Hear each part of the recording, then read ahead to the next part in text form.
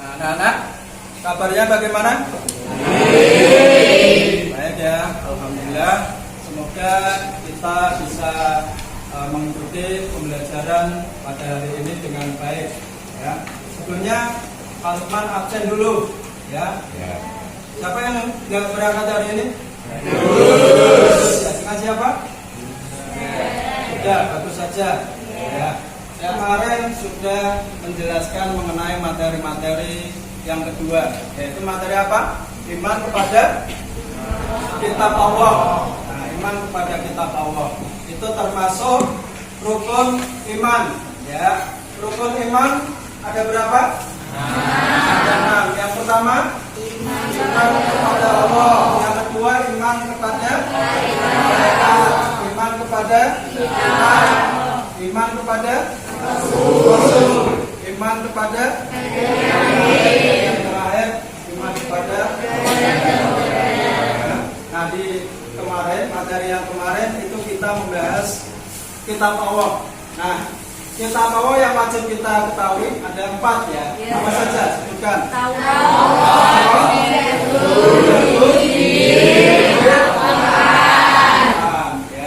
Al-Quran adalah kitab yang paling sempurna dan itu kitab umat Islam, kitab kita, ya, kitab penyempurna dari kitab-kitab sebelumnya. Saya, ini, silakan anak-anak siapkan buku mengenai materi yang nanti akan kita bahas, ya, atau mungkin silakan disiapkan HP-nya, nanti ada tugas mengenai evaluasi yang perlu kalian kerjakan di akhir materi nanti. Ya, silakan disiapkan. Ini ada PowerPoint mengenai materi yang akan kita pelajari sekarang, ya, yaitu penyelenggaraan jenazah. Ya, perlu saya sampaikan dulu mengenai KD dan tujuan pembelajaran pada hari ini, ya. Nah, mengenai KD titik 3.7 itu menganalisis penyelenggaraan jenazah. Dan yang selanjutnya KD titik 4.7 itu menyajikan penyelenggaraan jenazah. Dan ada tujuan, istilahnya setelah kita mempelajari materi ini yang diharapkan itu apa, ya? Tujuannya yaitu, yang pertama menjelaskan kandungan dalil nakli tentang kepedulian terhadap jenazah.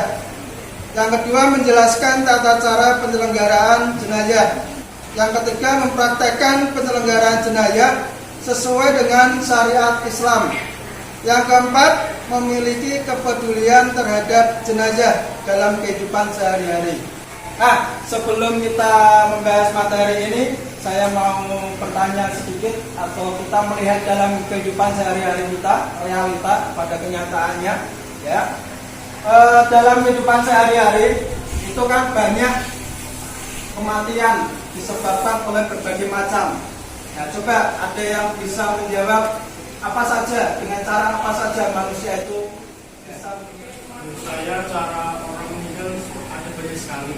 Di antaranya dengan cara sakit, musibah, bencana alam, ya, atau kecelakaan, dan ada yang meninggal dengan mengakhiri dirinya sendiri.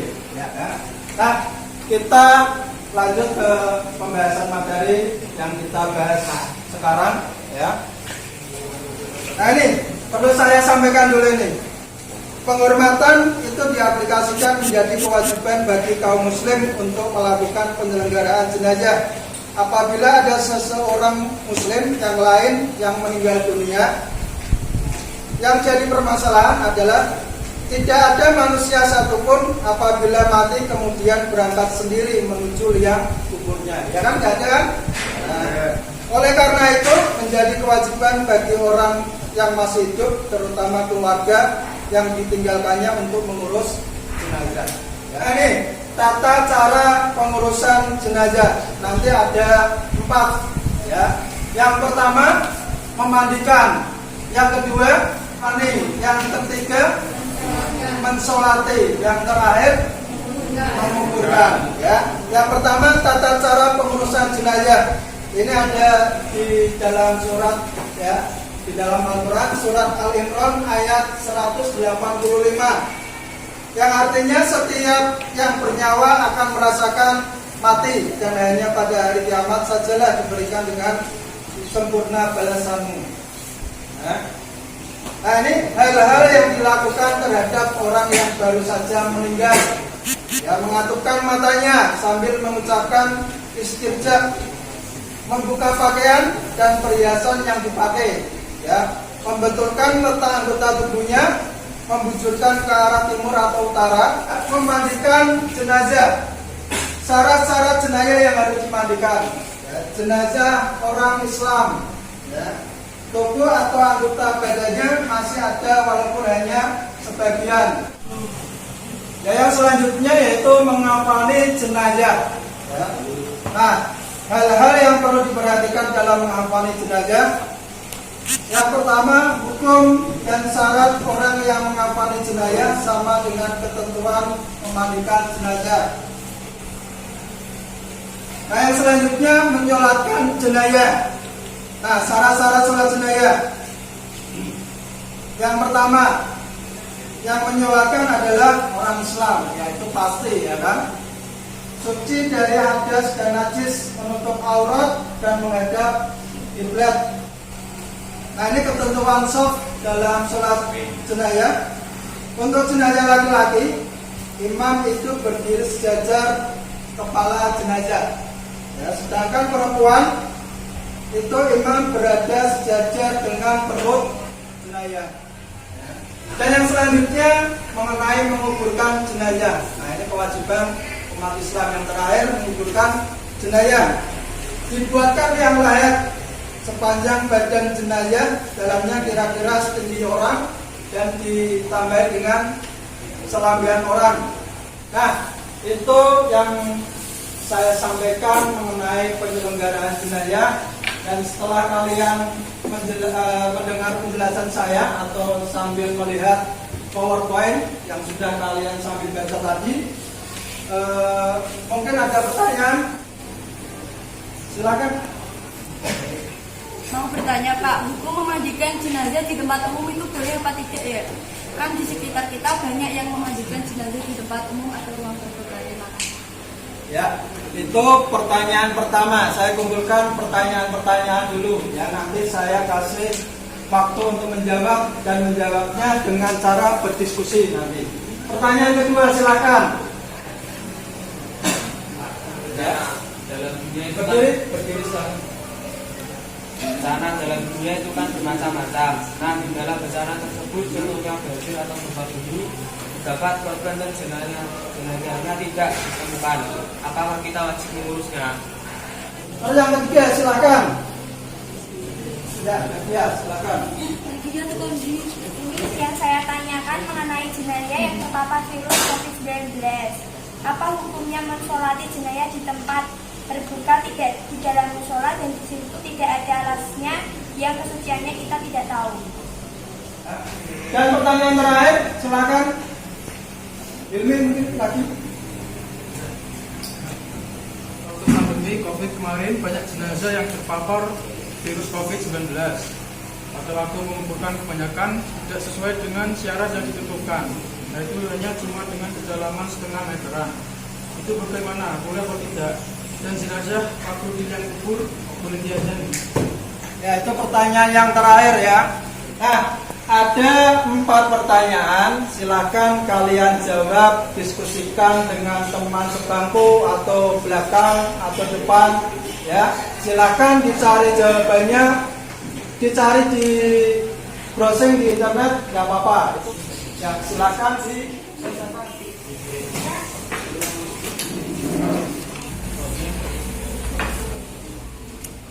Ya, sudah selesai ya diskusinya. Nah, silakan pertanyaan yang pertama, ada yang mau menjawab ya dari diskusi kalian, atau kalian punya pendapat sendiri mengenai pertanyaan yang pertama tadi ya. Ya, selanjutnya pertanyaan yang kedua, silakan ya. Pertanyaan yang terakhir, silakan dijawab. Mengenai jenazah yang dikuburkan dengan ukuran kedalaman yang dangkal, kalau dalam keadaan terpaksa, menurut saya boleh. Dengan memperhatikan keamanan kubur tersebut. Ya, itu tadi hasil dari diskusi kalian, pertanyaan dan jawaban sudah kalian jawab. Ya, silahkan kalian simpulkan mengenai pertanyaan dan jawaban yang sudah kalian temukan tadi, diskusikan tadi. Ya, silakan kelompok yang menyimpulkan. Biar Saya akan menyimpulkan dari berbagai pertanyaan teman-teman tadi. Yang pertama yaitu di dalam berbagai bencana tersebut ada korban atau jenazah yang tidak ditemukan. Apakah kita wajib mengurusnya? Menurut saya, untuk jenazah korban bencana alam yang tidak ditemukan jasadnya tidak wajib untuk mengurusnya, tetapi wajib disolati dengan sholat gaib. Untuk penguburannya tidak wajib kecuali ditemukan sebagian anggota tubuhnya walaupun sedikit. ya, sudah ya. Terima kasih, bisa kembali ke tempat duduknya kembali. Ya, anak-anak minta perhatiannya. Tadi kalian sudah berdiskusi ya, sudah menyimpulkan dari diskusi yang kalian laksanakan. Nah, sekarang Pak Lukman memberikan soal-soal evaluasi mengenai materi yang sudah kita laksanakan hari ini. Ya, silakan HP-nya dibuka, nanti saya kirim link Google Form di situ mengenai soal-soal, silakan kalian kerjakan di situ. Ya, silakan kerjakan. Ya, minta perhatiannya. Sudah selesai semua ya. Tadi kalian sudah mengerjakan soal evaluasi mengenai materi yang sudah kita ikuti hari ini. Tadi saya lihat ya, hasilnya memuaskan semuanya. Ya, beri aplaus semua. Nah, semoga di pembelajaran hari ini bermanfaat ya. Bermanfaat dan bisa diaplikasikan dalam kehidupan sehari-hari ya. Dan untuk tugas di rumah ya, tugas pengayaan ya hari ini, karena kalian tuntas semuanya nilainya ya, alhamdulillah ya. Pengayaan nanti saya kirim materi ya, materi mengenai takziah dan ziarah kubur. Silakan nanti dipelajari di rumah, dibaca-baca ya. Kalian cari permasalahan di situ. Minggu depan kita bahas ya kalau ada permasalahan di dalam materi tersebut ya. Nah, pertemuan pada hari ini cukup sekian ya. Sebelum saya tutup, mari kita baca doa dulu ya, yaitu doa kafaratul majlis ya. Dan kita berdoa dulu, semoga bermanfaat apa yang kita ikuti di hari ini pembelajarannya. Ya, saya pimpin berdoa, dimulai. Bismillahirrahmanirrahim. Subhanallahumma wa bihamdika asyhadu an la ilaha illa anta astaghfiruka wa atubu ilaik. Terima kasih atas kesempatannya dan perhatiannya. Saya akhiri. Wassalamualaikum warahmatullahi wabarakatuh.